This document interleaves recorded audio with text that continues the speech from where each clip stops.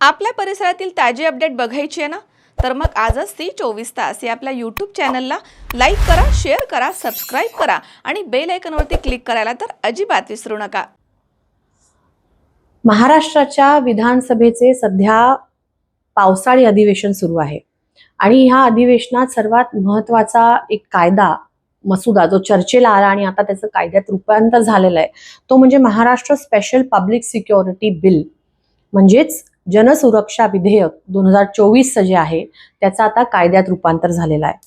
खरं तर या विधेयकावरती अनेक दिवसांपासून चर्चा सुरू होती, अनेक प्रश्न त्याच्यावरती उपस्थित झाले होते आणि त्या विधेयकाच्या विरोधात अनेक संस्था, संघटना आणि व्यक्ती वारंवार आक्षेप घेत होते, बोलत होते. पण हे सगळेच आक्षेप आणि विरोध जुगारत सरकारने त्यांच्या सगळ्या बहुमताच्या जोरावरती ते विधेयक विधानसभेत आणि विधान परिषदेमध्ये पारित करून घेतलंय. आता हे महाराष्ट्राच्या दृष्टीने काय आहे, हे महाराष्ट्राच्या दृष्टीने किती धोकादायक आहे त्याच्याबद्दल आपण ह्या व्हिडिओमध्ये आज बोलणार आहोत.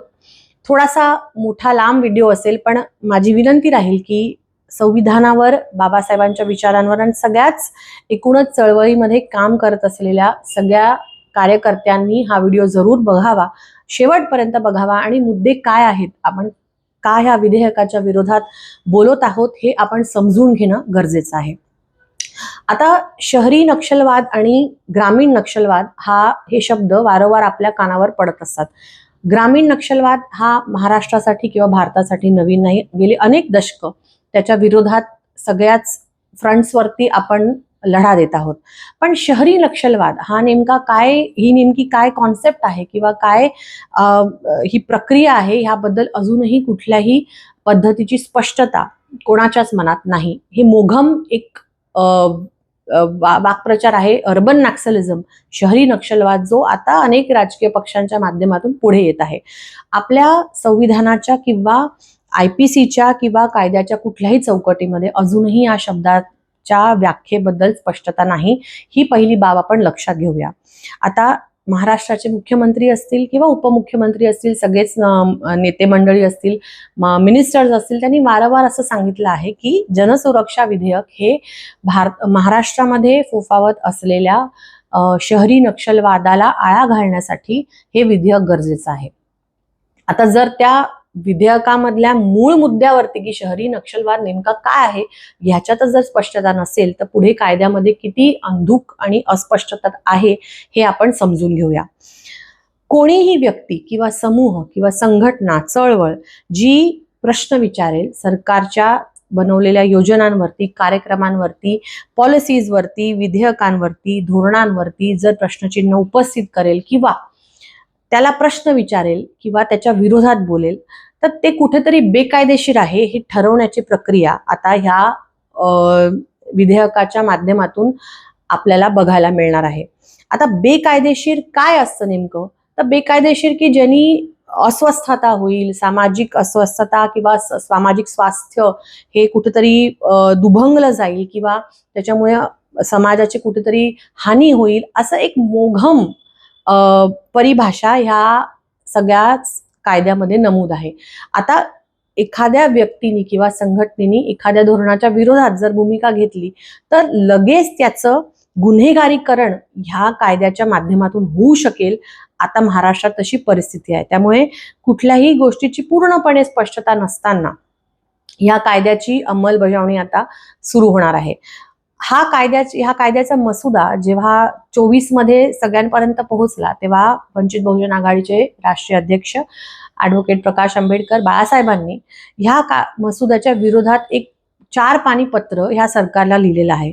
त्या पत्रामध्ये त्यांनी अगदी पद्धतशीर कुठल्या मुद्द्यांवरती आक्षेप आहे आणि कुठे ह्या गोष्टींचा धोका आहे हे नमूद केलेलं आहे. ते आपण आता पुढच्या ह्या व्हिडिओमध्ये समजून घेऊया.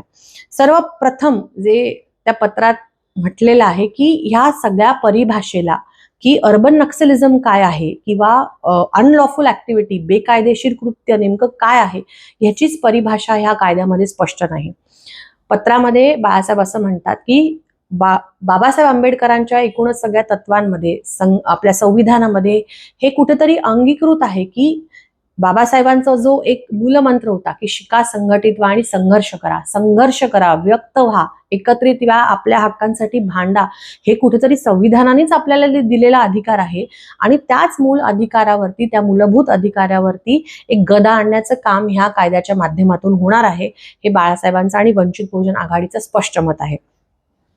अनलॉफुल ऍक्टिव्हिटी किंवा बेकायदेशीर कृत्य हे नेमकं काय, तर शांतता भंग करणारं हे कुठलंही संभाषण असू दे, लिखाण असू दे, एखादं प्रतीक असू दे, मग ते ऑनलाईन आर्टिकल्स असोत, मेसेजेस असोत, अशी एक मोघम आणि मोठी परिभाषा ह्या गोष्टीची केलेली आहे. त्यामुळे कोणीही आणि कधीही ह्या गोष्टीच्या परिघात येऊ शकतं आणि त्याच्यावरती गदा येऊ शकते.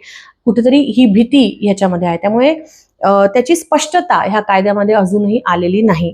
दुसरा मुद्दा म्हणजे धमकी देणे, प्रोत्साहन देणे किंवा प्रबोधन अशा शब्दांचीही अजून स्पष्ट व्याख्या ह्या कायद्यात झालेली नाही. त्यामुळे एखाद्या भाषणामधून, एखाद्या लिखाणातून जर प्रश्न उपस्थित झाला किंवा सरकारच्या एखाद्या पॉलिसीबद्दल, एखाद्या धोरणाबद्दल जर कोणी प्रश्न विचारला, तर तोही मग अनलॉफुल किंवा बेकायदेशीर कृत्य होतं का, हे कुठेतरी स्पष्टता अजूनही त्या कायद्यात पूर्णपणे नाही. त्यामुळेच भीती की एखाद्या माणसाला, संघटनेला किंवा चळवळीला टार्गेट करण्यासाठी, त्याची कुठेतरी एक गुन्हेगारीकरण करण्यासाठी या कायद्याचा दुष्परिणाम, दुवापर म्हणजे चुकीचा वापर केला जाईल, ही भीती निश्चित आहे. दुसरी महत्वाची बाब म्हणजे संघटना. आता संघटना म्हणजे नेमकं काय, याची स्पष्ट व्याख्या ह्या कायद्यामध्ये अजूनही नाही. त्याच्यामध्ये खूप वेग आणि खूप मोघम अशी भाषा वापरली गेलेली आहे. उदाहरण असं घ्या की जर एखाद्या सफाई कामगार कर्मचाऱ्यांसाठी काम करणारी जी संघटना आहे, जी रजिस्टर्ड असो, अनरजिस्टर्ड असो, किंवा एखाद्या स्कूलमध्ये, एखाद्या शाळेमध्ये अचानक फी वाढ झाली, त्या सफाई कामगार कर्मचाऱ्यांसाठी काम करणारी जी संघटना आहे, जी रजिस्टर्ड असो, अनरजिस्टर्ड असो, किंवा एखाद्या स्कूलमध्ये, एखाद्या शाळेमध्ये अचानक फी वाढ झाली, त्याच्यासाठी जर सगळे पालक एकत्र आले आणि त्यांनी जर एखादं तिथे निदर्शन केलं किंवा सरकारच्या विरोधात घोषणाबाजी केली, सरकारच्या पॉलिसीज बद्दल काही बोलले, तर मग ते पण बेकायदेशीर होऊन मग त्यांनाही आपण अर्बन नक्षलवादी असं नाव देणार आहात का, अशी खरं तर भीती ह्या सगळ्या कायद्यामध्ये आहे. आणि हे महत्वाचे मुद्दे अजूनही त्याच्यावर स्पष्टता नाही. तिसरा मुद्दा म्हणजे महाराष्ट्र सरकारला कुठल्याही संस्थेला, संघटनेला बेकायदेशीर घोषित करण्याचा अधिकार ह्या कायद्यामुळे प्राप्त होतोय. आता ते एकदा बेकायदेशीर घोषित झाले की त्याच्यानंतर किमान 1 वर्ष त्यांना त्या सगळ्या म्हणजे काय म्हणूया आपण, त्यांना डिबार केलं जाईल किंवा त्यांना बेकायदेशीर घोषित केलं जाईल. त्याच्यानंतरची प्रक्रिया पण त्यांना पार पाडावी लागेल. म्हणजे उठसूट कोणालाही टार्गेट करण्यासाठी, मग ते राजकीय हेतू असो, इतर असो, याचा दुरुपयोग होऊ शकतो, ही भीती निश्चित आहे. चौथा आणि महत्वाचा मुद्दा म्हणजे एखादी व्यक्ती, संघटना किंवा संस्था जर त्यांना तुम्ही बेकायदेशीर या कायद्याअंतर्गत मानलाल आणि त्यांच्यावरती कार्यवाही कराल, तर त्यांची जी काही प्रॉपर्टी आहे किंवा त्यांची जी काही मालमत्ता आहे, मुव्हेबल, इमूव्हेबल, त्यालाही तुम्हाला फ्रीज करण्याचा, सीज करण्याचा अधिकार सरकारला सरळ सरळ हा कायदा देत आहे.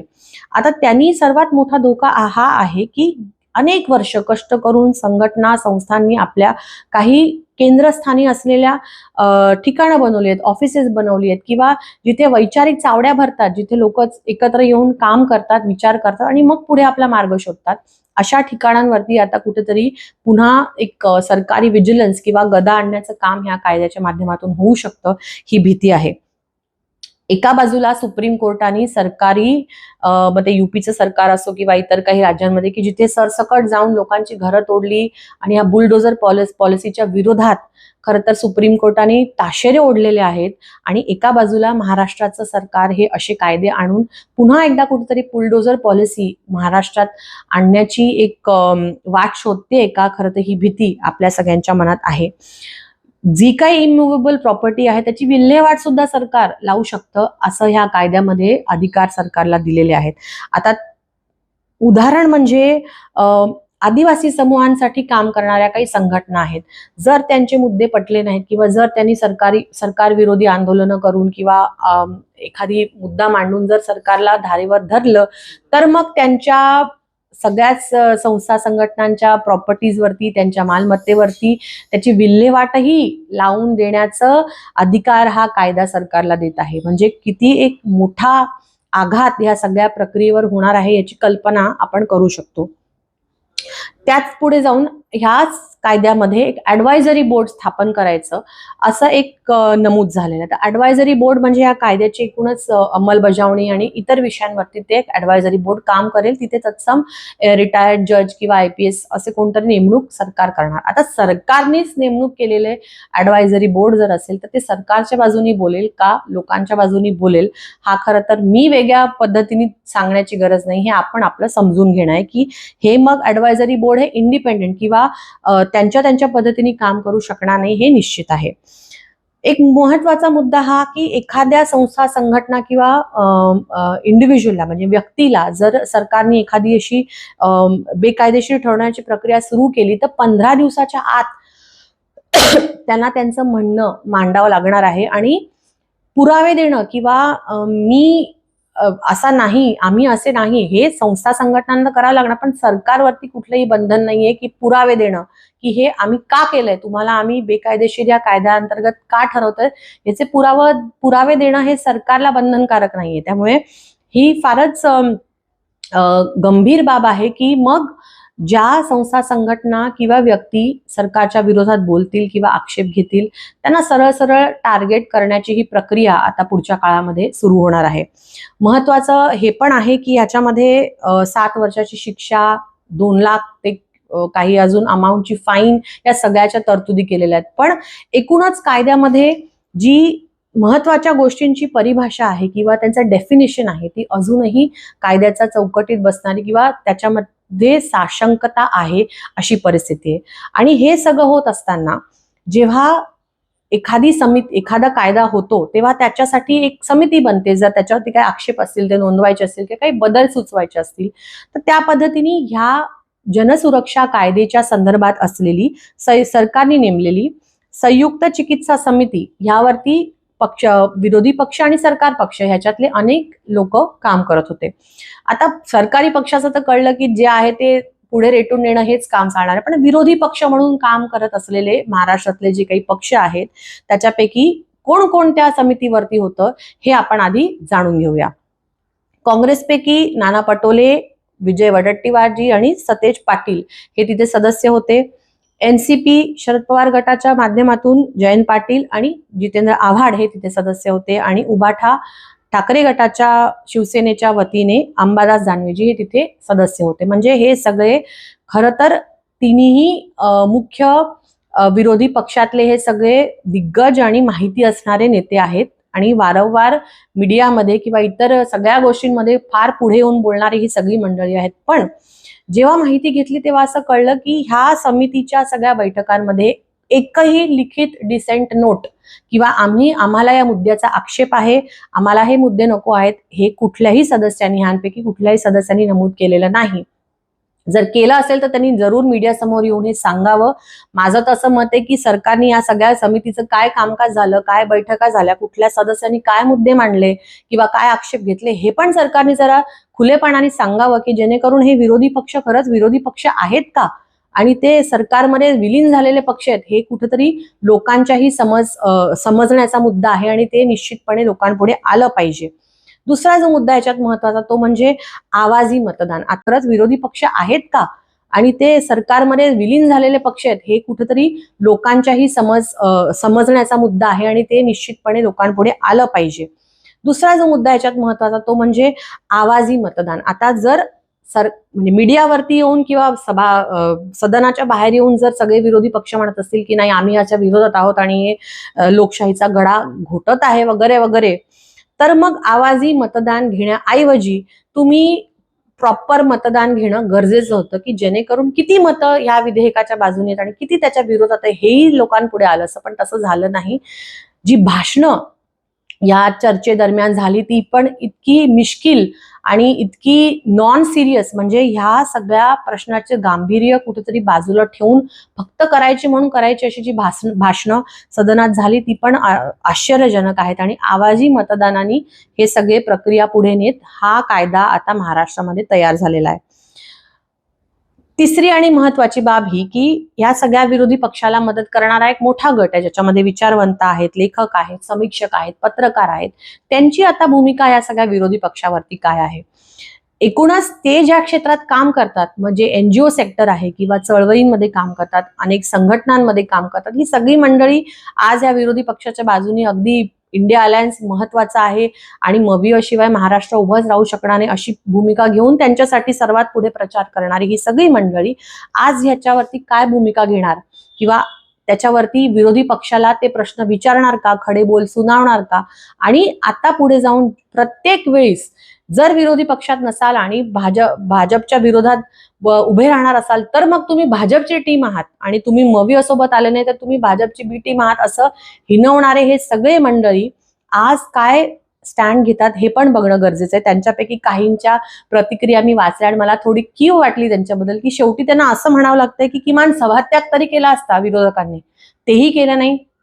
आणि पाणी कुठे मुरतंय हे काय आम्हाला समजत नाही, हे बघावं लागेल. हे आता जर या सगळ्या मंडळींवरती बोलायची वेळ आलेली असेल तर हे साफ आहे की ह्या बाबतीमध्ये काय आणि अनेक बाबतींमध्ये विरोधी पक्ष म्हणून पूर्णपणे सरकारच्या बाजूनी किंवा सरकारला मदत होईल असं काम हे सगळे पक्ष करत आहेत. आणि म्हणूनच वारंवार वंचितांसाठी लढा उभारणाऱ्या आणि त्यांच्या सगळ्या प्रश्नांसाठी सरकारच्या विरोधात ठामपणे भूमिका घेत असलेल्या वंचित बहुजन आघाडीवरती ही जबाबदारी आहे आणि ती जबाबदारी ओळखूनच पुढचा जो लढा आहे, आता विधान भवनात किंवा विधान परिषदेत प्रतिनिधी नसल्यामुळे किमान लिगली आपण ह्याला चॅलेंज करू शकतो, थांबवू शकतो आणि कायदेशीर कोर्टाच्या माध्यमातून लढाई लढण्याचा निर्णय आपण घेतलेला आहे. बाळासाहेब आंबेडकरांनी त्या प्रकारची स्टेटमेंटही याबद्दल दिलेली आहे आणि लवकरच कोर्टामध्ये ह्या जनसुरक्षा विधेयकाच्या विरोधातली याचिका आपण दाखल करणार आहोत आणि कायदेशीर लढाई ह्या विधेयकाच्या विरोधातली आपण महाराष्ट्रात लढणार आहोत. माझी विनंती या व्हिडिओच्या माध्यमातून अखेरीस हीच राहणार आहे की आता तरी सगळ्या जनतेने डोळसपणे उघडपणे विचार करावा आणि थोडंसं नक्की कोण कोणाच्या बाजूला आहे, कोण कोणाची बी टीम आहे, कोण कोणाची काय कामं करतात हे खरंच या विधेयकाने अगदी उघडपणे ह्याच्या माध्यमातून आपल्या पुढे मांडलेलं आहे की हे जे सगळे विरोधी पक्ष म्हणून मिरवणारी सगळी मंडळी आहेत ही खरंच सरकार सोबत मिलीभगत करून काम करत आहे आणि आपल्यासारख्या सामान्य जे लोक वंचितांच्या प्रश्नांसाठी मुद्द्यांसाठी रस्त्यावरती उतरून काम करतात, सरकारला प्रश्न विचारतात, सरकारला धारेवर धरतात, अशा लोकांच्या विरोधात कुठेतरी एक षडयंत्र रचून सरकारची मदत करण्याची भूमिका आज हे विरोधी पक्ष घेत आहे. पण या सगळ्यांच्या विरोधात आपण वंचित बहुजन आघाडी म्हणून पुढचा लढा लढणार आहोत. तो लढा कायदेशीर असणार आहे आणि त्या सगळ्या लढ्यामध्ये आपल्या सगळ्यांची साथ गरजेची असणार आहे. जय भीम, जय संविधान.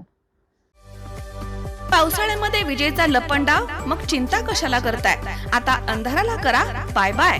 विजेच्या वाढत्या समस्यावरती आता एकच इलाज, घरी बसवा इन्व्हर्टर आणि बॅटरी कमी दरात. आता इन्व्हर्टर आणि बॅटरी घेणं झालं सोपं. बजाज फायनान्स देतोय 0 डाऊन पेमेंट आणि 0 व्याज दरावर बॅटरी इन्व्हर्टर.